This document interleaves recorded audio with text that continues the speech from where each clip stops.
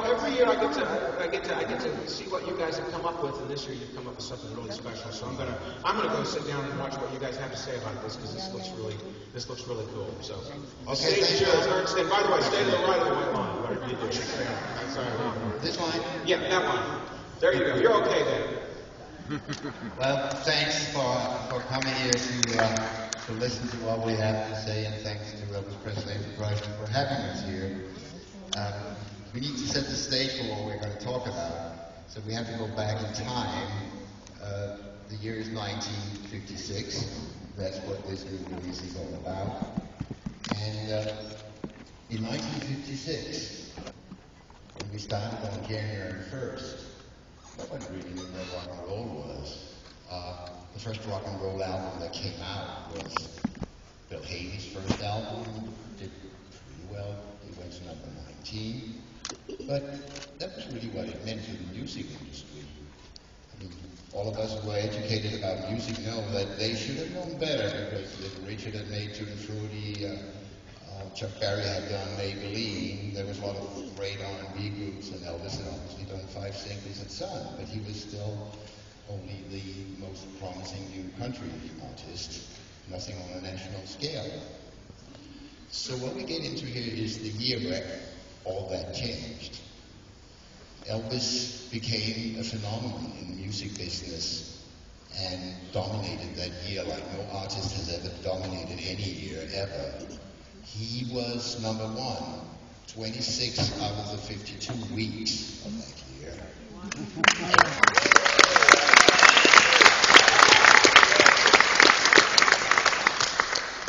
And at times during the year, 10 out of the 100 cuts on Billboard's Hot 100 were Elvis. And yeah, nothing like that had ever happened before, and I don't think it happened since. I'm sure people too close, but another thing happened at the label that we think of as RCA. They called themselves Victor at the time. They had a few monstrous sellers in the catalog that had sold 100,000 copies, one that even had sold 200,000. But when Elvis's debut album came out, and remember, it was a debut album by somebody who nobody really knew when they were putting the album together again. Nobody got an album if they weren't already popular, but Elvis did. And that album sold 300,000 in just a few months. That was 100,000 more than the biggest selling album that Victor ever had. And it was only to be eclipsed by an album that came out in October, which was Elvis' second album that sold even more. So,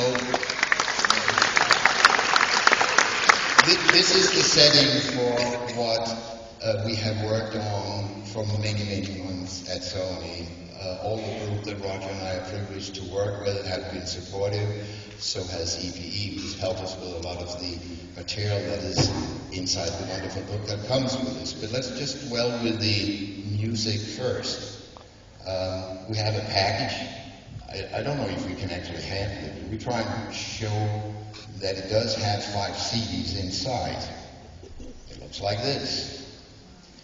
And what we have tried to do is to catch that moment in time, the year 1956, going into extreme detail about what happened in Elvis's career, getting rid of all the nonsense that you can read so many places and go back to the facts. But it all starts with the music, and this is in principle a double album of Elvis's first 2 album releases. We put them together here, but that's not all. But it is a tribute to those 2 albums. We added all the other masters, of course, all the hit singles, all the material from Love Me Tender, and that's, you know, a lot of tracks on 2 CDs with all Elvis's 56 masters here collected for those who want to see this as a historical piece of where Elvis was. But we added 3 more hours of material. We added a complete CD of outtakes, the complete session where Elvis records Shake, Rattle and Roll, and Lord Miss Claudia Oswell takes of them, so you can actually get to listen to what Elvis was like in the studio. You see, Elvis was something more than an artist. He was his own producer. In 1956, nobody was his own producer, but he was. That was another first. And you hear him working through the song's titles until he's got the right feeling. We've also added a lot of interviews here that some people will know, most people won't. From the early interview that Elvis did at the Warwick Hotel in the early parts of 56, where you still hear the insecure young man hoping that he will be successful, very, I would say, doubtful about whether this is going to last or whether this will really go where he hopes it will go, to a big and interesting interview that has been released in excerpts before of Elvis in Florida in August, where the scene has changed completely. Elvis did something on a TV show in June of 56 where he did Hound Dog, and he did something at the end of that suggested to some people that he was, I think Elvis would have said something. But there was a lot of controversy. We had this wonderful long interview where this journalist reads from a very bad review in the newspaper the day before of what Elvis was, and you hear Elvis had to defend himself, you hear the confidence, you actually see how Elvis as a person developed in those 6 months in a fascinating way. And on top of that, there's actually something that's really interesting at the end of that interview. That's an interview with Colonel Parker, explaining the whole idea about it all. And he is very, I mean, some people may not feel that Colonel always was the right person for Elvis, but he certainly was at the time. He was so savvy, he knew exactly how to do it. And Roddy, we found some really rare material through our friend Jerry Osborne that you might want to talk about for a little bit. Yeah, I think referring to the spoken word material that Ernst had, obviously the Truth About Me monologue that Elvis did, it was quite difficult for us to track down quite a lot of this spoken word material, and specifically in good quality. So, as with always, we have to sort of stretch out and find people that have acquired this material over a period of time, specifically if it's not in Sony's vault anymore.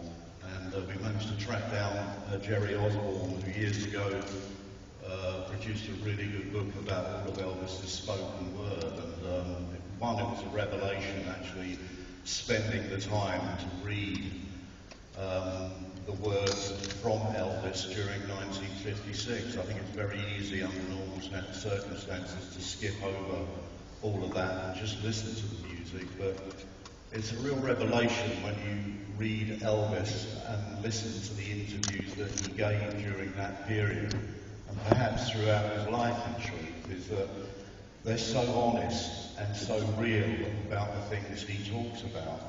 And I think The Truth About Me is an incredibly revealing work. It felt right, definitely, to have it on this package.